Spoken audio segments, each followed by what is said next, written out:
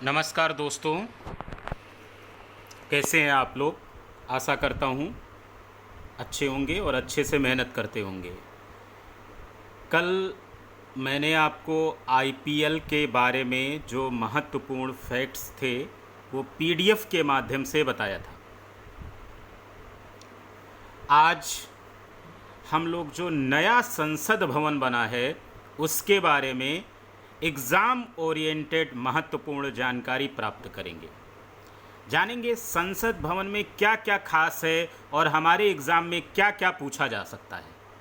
हम उन्हीं बिंदुओं पर चर्चा करेंगे और भरोसा रखिए कि अगर आप संसद भवन को एक बार अच्छे से पढ़ लेंगे तो इन फ्यूचर साल, 1.5 साल या 2 साल में जो भी परीक्षाएं होंगी उनमें अगर संसद भवन से रिलेटेड जो नया संसद भवन बना है उससे रिलेटेड अगर प्रश्न पूछे जा रहे हैं तो आप सही करके आएंगे।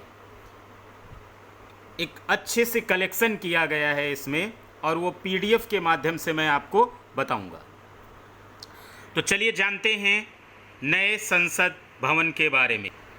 अब देखिए, सबसे पहले तो हम यही समझेंगे कि संसद किससे मिलकर बना होता है। जैसे संसद की अगर हम बात करें तो राज्यसभा, लोकसभा और राष्ट्रपति जब तीनों मिलते हैं उसी को क्या कहा जाता है? संसद कहा जाता है। आपको पता है कि राज्यसभा क्या होता है? उच्च सदन होता है। राज्यसभा क्या होता है तो क्या बताएंगे? उच्च सदन होता है। और अगर हम लोकसभा की बात करें तो इसको क्या माना जाता है? निम्न सदन माना जाता है। राज्यसभा आर्टिकल 80 में है और लोकसभा जो है 81 में है। याद रखिएगा, राज्यसभा किस अनुच्छेद में है तो क्या बताएंगे? 80 में है। और लोकसभा किस में है? 81 में है। ये भी याद रखिएगा, है ना। तीनों अगर मिल जाते हैं, राज्यसभा, लोकसभा और राष्ट्रपति, तो उसी को क्या कह दिया जाता है? संसद कहा जाता है। उसी को क्या कहा जाता है? संसद। अब देखिए, आप समझ चुके हैं कि जब राष्ट्रपति, लोकसभा और राज्यसभा मिलते हैं उसी को क्या कहते हैं? संसद। ये भी याद रखिएगा कि जो संसद है वो आर्टिकल या अनुच्छेद 79 में है। किस में है? 79 में। याद रखिएगा, 79, 80 और 81 तीनों आर्टिकल याद रखिएगा, आपसे पूछे जा सकते हैं। ये संसद शब्द जो है वो फ्रेंच भाषा का है। किस भाषा का है तो क्या बताएंगे? फ्रेंच भाषा से लिया गया है। और संसद की जननी तो सबको पता है, कौन है भैया? ब्रिटेन। संसद की जननी कौन है तो क्या बता देंगे? ब्रिटेन। और ये संसद शब्द किस भाषा से लिया गया है तो क्या बताएंगे? फ्रेंच भाषा से लिया गया है। अब संसद के कितने सदन होते हैं तो आप क्या बताएंगे? 3 सदन। अभी मैंने बताया है कि राज्यसभा, लोकसभा और राष्ट्रपति को मिला करके ही संसद का निर्माण होता है ना। अब आपको पहले से पता होना चाहिए कि भारतीय संसद भवन का निर्माण किसने किया था तो क्या बताएंगे? एडविन लुटियंस ने। एडविन लुटियंस बहुत फेमस हैं। एडविन लुटियंस बहुत फेमस हैं। और हर्बर्ट बेकर, दोनों लोगों को याद रखिएगा कि भारतीय संसद भवन का निर्माण एडविन लुटियंस और हर्बर्ट बेकर ने किया था। किसने किया था? एडविन लुटियंस और हर्बर्ट बेकर। ये कुछ शब्द हैं जिनको याद रखेंगे आप, बार बार पूछे जाते हैं। संसद किस भाषा का शब्द है? किस भाषा से लिया गया तो क्या बताएंगे? फ्रेंच भाषा से लिया गया है। और संसद की जननी कौन है? ब्रिटेन है। और संसद के अंग पूछा जाएगा तो आप बता देंगे राज्यसभा, लोकसभा और राष्ट्रपति है। भारतीय संसद भवन का निर्माण किसने किया था? एडविन लुटियंस ने और हर्बर्ट बेकर ने किया था। ये कुछ संसद भवन के बारे में एक परिचय था, क्या होती है संसद और संसद भवन का निर्माण का श्रेय किसे दिया जाता, वो चीज़ें मैंने आपको बता दी। अब देखिए, नए संसद भवन की आधारशिला आपको पता है हमारे माननीय प्रधानमंत्री पीएम कौन है? नरेंद्र मोदी ने 10 दिसंबर 2020 को रखी थी। याद रखिएगा, ऐतिहासिक काम करते जा रहे हैं मोदी साहब। नए संसद भवन की आधारशिला याद रखिएगा कब रखी गई थी तो क्या बताएंगे? 10 दिसंबर 2020 को रखी गई थी। और इसका उद्घाटन पूछा जाएगा तो क्या बताएंगे? 28 मई 2023। अब देखिए लगभग 3 साल का समय, कह सकते हैं 3.5 साल का समय, है ना, लगा है। इसका उद्घाटन कब किया गया? 28 मई 2023 को। आधारशिला भी किसने रखा? तो क्या बताएंगे? नरेंद्र मोदी ने, पीएम नरेंद्र मोदी ने। और उद्घाटन भी किसने किया है? पीएम नरेंद्र मोदी ने। वही करेंगे ही भाई। साथ में याद रखिएगा, ये प्रश्न आपसे पूछा जाता है कि उद्घाटन के समय पीएम नरेंद्र मोदी के साथ में और कौन मौजूद था? तो क्या बताएंगे? लोकसभा अध्यक्ष हैं वर्तमान समय में, कौन है? ओम बिरला, है ना। याद रखिएगा कि जब 28 मई 2023 को पीएम नरेंद्र मोदी जी ने नए संसद भवन का उद्घाटन किया तो उस समय उनके साथ में लोकसभा अध्यक्ष ओम बिरला भी मौजूद थे। और एक काम किया मोदी जी ने, एक काम और किया, हमारे प्रधानमंत्री जी ने एक काम और किया कि जब इसका उद्घाटन किया, मतलब नए संसद भवन के उद्घाटन के समय उन्होंने 75 रुपए का, याद रखिएगा कितने रुपए का? 75 रुपए के सिक्के और डाक टिकट जारी किए। मतलब 75 रुपए का सिक्का और साथ में डाक टिकट भी जारी किया। 2, 3, 4 पॉइंट याद रखिएगा। क्या याद रखेंगे? आधारशिला 10 दिसंबर 2020, उद्घाटन 28 मई 2023, लोकसभा अध्यक्ष भी पीएम के साथ में मौजूद थे, 75 रुपए के सिक्के और डाक टिकट भी जारी किए गए। साथ में याद रखिएगा पुरानी संसद का शिलान्यास की अगर हम बात करें तो पुरानी संसद का शिलान्यास कब हुआ था? तो क्या बताएंगे? 12 फरवरी 1921 में शुरू हुआ था, है ना। नई वाले का आपको पता ही है, नए संसद भवन का 10 दिसंबर 2020। और अगर पुरानी का पूछ ले तो क्या बताएंगे? 12 फरवरी 1921 और यहाँ पर 2020। लगभग कितना अंतर आ रहा है? 100 साल, है ना, है कि भाई कि नहीं? 2020 और 1921। जो पुरानी संसद थी उसके निर्माण में करीब 6 वर्ष का समय लगा था, है ना। 1927 में बनकर के तैयार हुआ था। याद रखिएगा पुरानी संसद का शिलान्यास 12 फरवरी 1921 में शुरू हुआ था, 6 वर्ष तक काम चला था और 1927 में बनकर के वो तैयार हुई थी। नए संसद भवन का डिजाइन, ये भी याद रखिएगा, महत्वपूर्ण पॉइंट है कि नए संसद भवन का डिजाइन HCP डिजाइंस, ये गुजरात में स्थित एक आर्किटेक्चर फर्म है, इसने ही किया है। पूछा जाएगा कि नए संसद का डिजाइन किसने किया? तो आप क्या बताएंगे? गुजरात में स्थित आर्किटेक्चर फर्म, गुजरात में स्थित एक आर्किटेक्चर फर्म है, उसी ने किया और उसका नाम क्या है? HCP designs. क्लियर रहिएगा। और इसके वास्तुकार बहुत फेमस हैं, बिमल पटेल। इनका भी नाम याद रखिएगा, दोनों ही बहुत महत्वपूर्ण हैं। पहला क्या याद रखेंगे कि नए संसद भवन का डिजाइन HCP डिजाइंस ने किया। ये कहाँ की है? तो क्या बताएंगे? गुजरात में स्थित एक आर्किटेक्चर फर्म है और इसके प्रमुख वास्तुकार कौन है? तो क्या बताएंगे? बिमल पटेल हैं। अब देखिए, जब कोई भी अगर मान लीजिए काम हो रहा, प्रोजेक्ट है, तो उसके लिए एक अनुमानित लागत तय कर दी जाती है कि इतनी लागत आएगी। वैसे ही नई संसद जो बनी है उसकी भी लागत तय की गई थी 971 करोड़ रुपए। कितना? 971 करोड़ रुपए। लेकिन इसको बनाने में लगभग लगे हैं 1200 करोड़ रुपए। याद रखिएगा 971 करोड़ रुपए अनुमानित लागत थी, लेकिन लगे कितने हैं? 1200 करोड़ रुपए लगे हैं। याद रखिएगा। अब यहीं पर अगर पुरानी संसद को पूछ लिया जाए, वैसे पूछना तो नहीं चाहिए, है ना। पुरानी संसद को बनाने में मात्र कितने रुपए लगे थे? 83 लाख रुपए लगे थे। उस समय 83 लाख रुपए की भी कीमत थी, है ना। आज कितना रुपया लगा है? तो क्या बताएंगे? 1200 करोड़ रुपए लगा है। अनुमानित लागत कितनी थी? 971 करोड़ रुपए थी। ये ध्यान रखिएगा कि जो नया संसद भवन बना है वो 4 मंजिला इमारत है। इसमें 4 मंजिल हैं, है ना। और आकार पूछा जाएगा तो आप क्या बताएंगे? त्रिभुजाकार है। आकार कैसा है? त्रिभुजाकार है।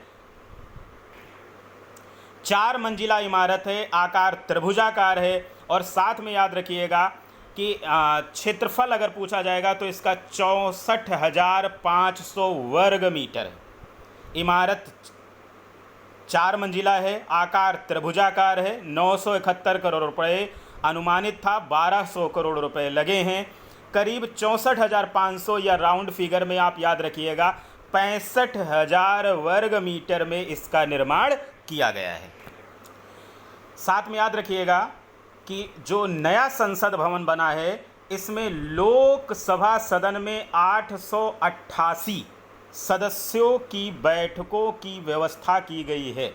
मतलब जो लोकसभा है उसमें 888 सदस्य बैठ सकते हैं और राज्यसभा में 384 सदस्य बैठ सकते हैं, याद रखिएगा। मतलब एक सीटिंग कैपेसिटी जो बनाई गई है वो लोकसभा में 888 और राज्यसभा में 384 है ना। लोकसभा 888 याद रखिएगा 888 और राज्यसभा याद रखिएगा 384 384।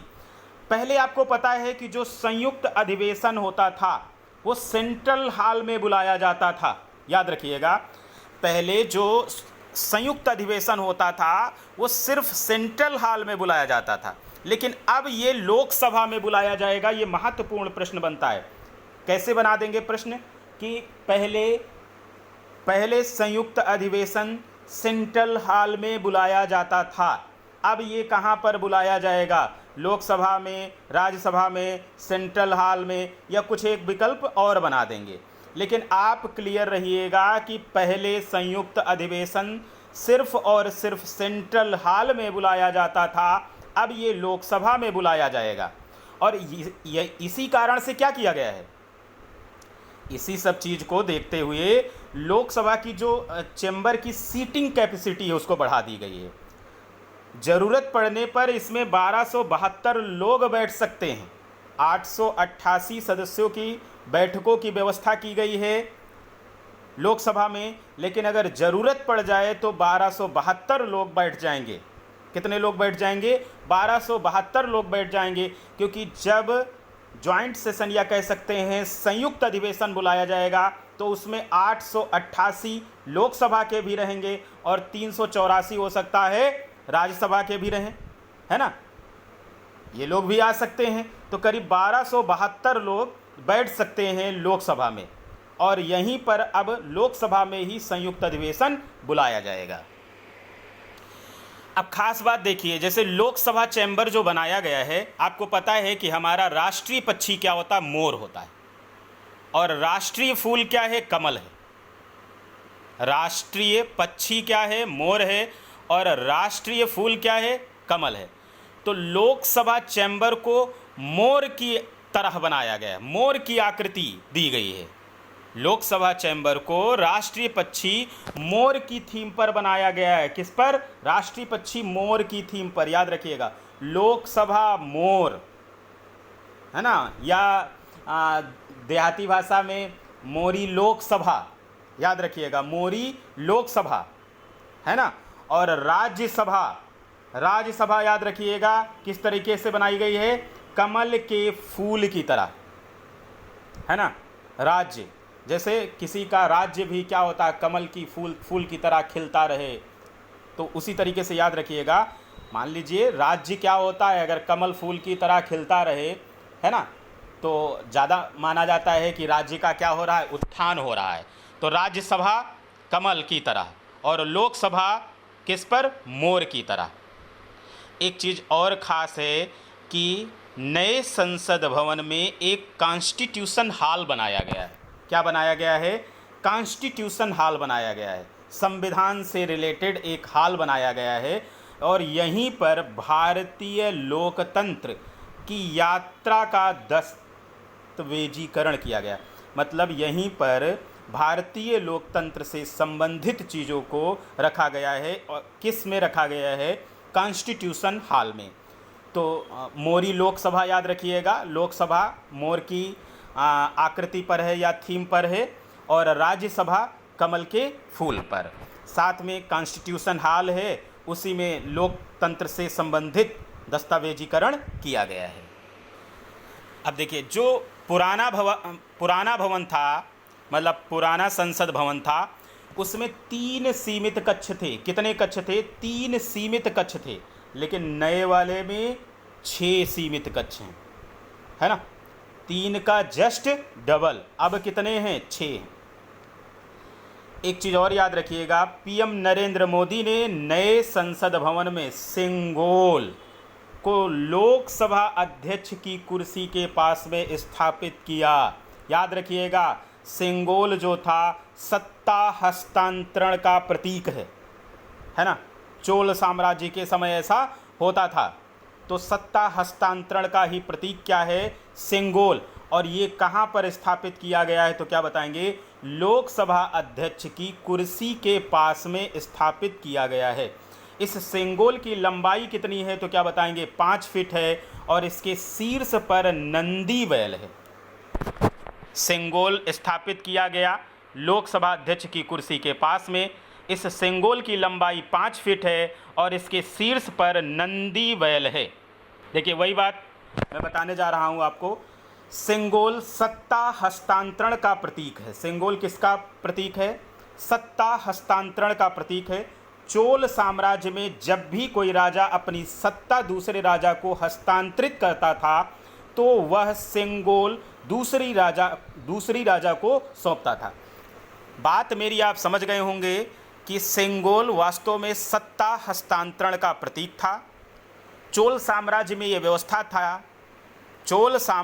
ये व्यवस्था थी कि एक राजा यदि दूसरे राजा को सत्ता हस्तांतरित कर रहा है तो वो सेंगोल देता था, है ना। और लोकसभा अध्यक्ष के पास में, कुर्सी के पास में नरेंद्र मोदी जी ने, हमारे माननीय प्रधानमंत्री श्री नरेंद्र मोदी जी ने क्या किया है? सेंगोल स्थापित करवा दिया है। सेंगोल के बारे में यह भी समझ लीजिएगा, यह सेंगोल सबसे पहले तमिलनाडु के एक पुरोहित ने आज़ादी के समय लॉर्ड माउंटबेटन को दिया था। क्या याद रखेंगे? यह सेंगोल सबसे पहले तमिलनाडु के एक पुरोहित ने आज़ादी के समय लॉर्ड माउंटबेटन को दिया था। उसके बाद लॉर्ड माउंटबेटन ने भारत के प्रथम प्रधानमंत्री जवाहरलाल नेहरू को सौंप दिया था, जिसके बाद इसे म्यूज़ियम में रख दिया गया था। कहाँ रख दिया गया था? म्यूज़ियम में रख दिया गया था। कुल मिलाकर के आपको याद ये रखना है कि तमिलनाडु के एक पुरोहित थे, उन्होंने लॉर्ड माउंटबेटन को दिया और लॉर्ड माउंटबेटन ने किसको दे दिया? हमारे प्रथम प्रधानमंत्री जवाहरलाल नेहरू को दे दिया था। किसको दे दिया? जवाहरलाल नेहरू को। ये कुछ महत्वपूर्ण पॉइंट थे नए संसद भवन से संबंधित। महत्वपूर्ण पॉइंट थे नए संसद भवन से संबंधित। और आप लोग देखेंगे कि जो भी आप परीक्षा देंगे, क्योंकि ये भी क्या है, एक ऐतिहासिक कार्य है ना। तो मुझे तो लगता है 2, 3, 4 साल, 5 साल तक जो परीक्षाएं होंगी उसमें भी पूछा जा सकता है नए संसद भवन से रिलेटेड प्रश्न। पॉलिटी के हिसाब से बना देंगे, है ना, पॉलिटी के हिसाब से बना देंगे। तो इसको आप लोग पढ़ लीजिए और इसी तरीके से मैं और भी टॉपिक्स आपको पढ़ाता रहूँगा PDF के माध्यम से। बाकी जो साइंस ओरल चल रहा है वो तो चलता ही रहेगा, है ना। स्टैटिक जीके पर भी हम फोकस करेंगे, क्योंकि स्टैटिक जीके, करंट अफेयर्स, इनसे प्रश्न बनते हैं। आप देखेंगे कि अगर static GK, current affairs, science और मान लीजिए एनवायरनमेंट, इन सबको कवर कर लो ना, तो लगभग 50% क्या है, GS का पोर्शन कवर हो जाता है। कुछ ये काम मैं करता रहूँगा और आप लोग पढ़ते रहिए। और अच्छा लगे तो लाइक, शेयर और कमेंट भी करते रहिए और साथ में अपने दोस्तों को शेयर करते रहिए। आप सभी लोगों का बहुत बहुत धन्यवाद। आपका दिन शुभ हो। खूब मेहनत करो, पढ़ो लिखो और जल्दी से सिलेक्शन लो।